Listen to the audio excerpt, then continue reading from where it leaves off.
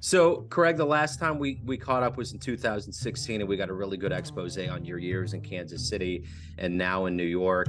So, we're going to pick up the conversation in a brand new post-pandemic era. So, what I would like to ask you first is, how did you survive COVID as a jazz musician? The community went through a lot of fluctuations, and how has it changed the way that you do things now? Yes, I survived by recording a lot from home for people all over the world. I'm on a couple of different platforms in which um, they're like databases of musicians who can record from home, and so other people will contact me through those platforms, and I will record onto their projects. And so I did a lot of that. I was already doing that quite a bit over the years, but that just escalated during COVID because everybody's home and working on their stuff, including me. So that was one way. And I did a lot of live stream shows from my living room with my wife. And so she kind of tapped into her fan base and connected with them through live streams. And so I would help her with those. I would play on those, and I would also kind of run the technical side of things. So we did that quite a bit, and then bicycling. I got really much more deeper into biking during the COVID, and so I got in like just probably a couple thousand miles during 2020, and I got get in another couple thousand maybe in 2021. So that was really good for my peace of mind. So now, how's it changed post pandemic? Uh, I don't know that it really has because I'm back playing 4 or 5 gigs a week in the city or around or anywhere in the Northeast for that matter. And I'm still recording from home, but I was doing that pre-pandemic. So I don't really know. It seems like I'm back to where I was. Yeah. Well, and I think we're all in PTSD. So there's a part of us that doesn't want to go back to even thinking about what was going on during that time period. Now, I know there was a lot of silver linings, and no one is by any means cheapening how catastrophic it was. But I think at the end of the day, slowing down, refocusing, new projects, just kind of taking a breath, because I think everybody was running so hard. Everybody does run so hard all the time. So it kind of gave us a pause. Yeah, I know. I noticed that. And when everything stopped, it was sort of a big relief in a way because we'd been going and going in the city for many years, and the grind is just constant, and the buzz is constantly over you. And so that all came to a stop. And it was kind of a relief to try to figure out like what to do with all this time now. And there's also a part of me that's, when like pre-pandemic, the there's an element of like out of sight, out of mind, in the scene. So it's like I always kind of had this little pressure to kind of get out there, even when I'm not playing gigs, but like to get out there and network and be social, and so it's exhausting, really, And so the pandemic kind of brought that all to a halt. Like everybody's equal Yeah. now. Nobody's out there hustling more than anybody else, So it was, yeah, a little bit of a silver lining. And I guess one thing that did change for me is I had time to make this solo recording. I never really would have done that before, and now I have that to sort of like to pedal or to to get out in the world like we are right now today. So I guess that's a natural lead in, is this album was an outgrowth of that time period. So talk to me a little bit about just overall how it feels in this era where you can perform live, to have a new album. It really showcases you. Talk to me about how it kind of came about and how you put it together. Yeah, well, I'd been recording for people, like I said, for a long time, and especially during the pandemic. And then I just kind of, there's a part of me that wanted to do my own thing. And for many years, I've been making like YouTube videos of just solo bass, of just an idea I had in my head. And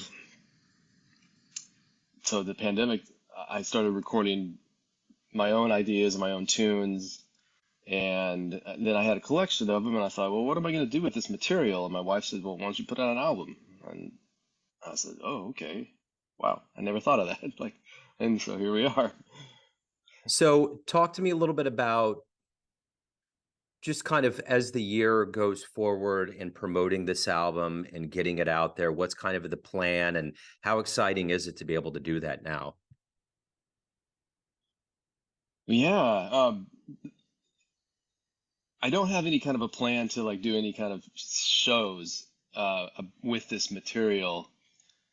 It's just not, I'm not interested in it. And two of the tunes anyway on the record are multi-tracked, so I've recorded against myself.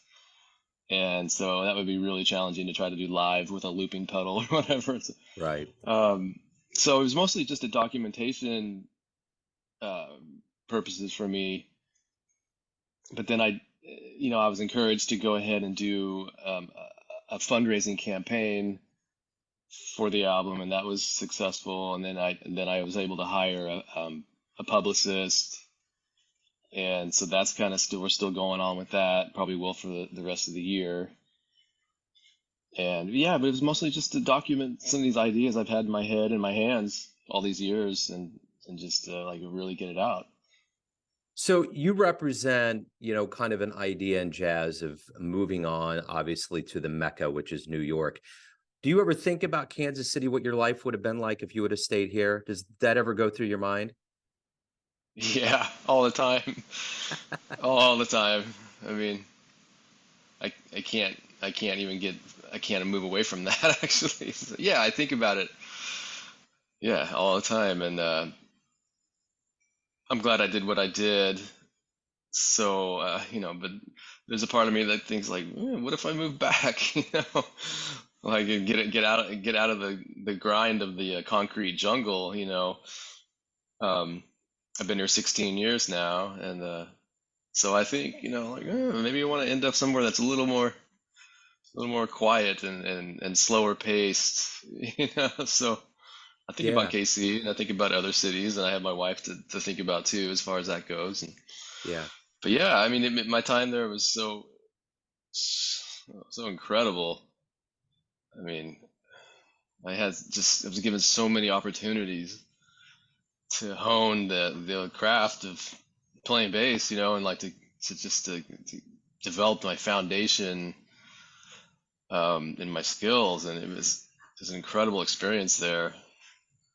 And yeah, I'm just so thankful for everybody there that gave me opportunities, and so it's been really fun to stay connected with as many of them as I can, with the help of social media. yeah, for sure. So being firmly entrenched in the Mecca of jazz of New York, 16 years, what do you like the best about it? What is the best part of waking up every day in such a flush scene and living in New York? Yeah, a lot of things. The diversity of music here is crazy good. There's a scene for like just so many different kinds of music from all over the world, and if you dig deep enough, you can tap into those. If it's really resonating with your heart, so I've been doing that forever. I never really wanted to put all my musical eggs in one basket. Um, so New York is a perfect place for me. So now my weeks and my months are just a big melting pot of blues gigs, like traditional blues, and some pop gigs here and there, a lot of jazz gigs, like always before. And then I'm in the bluegrass scene now, so I play with some of those guys and some of those bands, and so it's just like, yeah, I love it. And it can be overwhelming though too, like trying to learn and stay on top of all the material, and because every scene has their own standards. Every Yeah. music genre has their standards, so I'm always like trying to play catch up with everybody's standards. But that's super exciting, and just like culturally, it's super diverse and um, man, it's like there's no end to like the inspiration and motivation and so many musicians here on the scene are very proactive. They're coming from all over the world and they have to make the best of their experience, and so they're very proactive with what they do and getting their product out there in the world, and it's just really inspiring and challenging. So, uh-oh. I think my earbud died. Oh, okay. You're okay. It still sounds okay? Yeah, you're good. So, okay, good.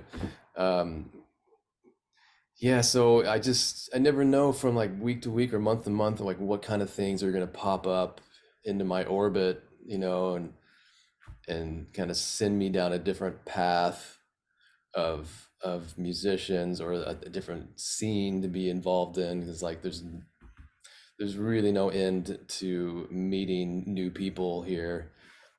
Super inspiring.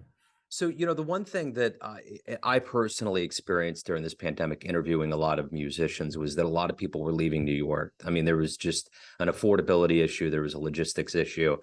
So now that the dust has settled, it seems as though there's kind of a resounding notion that the community is as strong, if not stronger, than it was before. What's your take, being in New York? How strong is the jazz community? Yeah, there's always people coming in and come and leaving, So it's impossible to keep up with like everybody here that's playing in the scene. Um, the clubs close, but there's also ones that open up, and it's just a never-ending cycle of that, you know. So I'm not really an authority on the overall state of the jazz scene in New York, because I'm not absorbed in it 100% of my life. Yeah, Because like I said, I like branching out into many sure. different things, but I think it's always going to be somewhat healthy because like there's plenty of universities here that bring in new students from everywhere, and there's just like countless like jam sessions and countless gigs to be had every night of the year, and there's always going to be those. So it's just like I think it's hard to like put a meter on,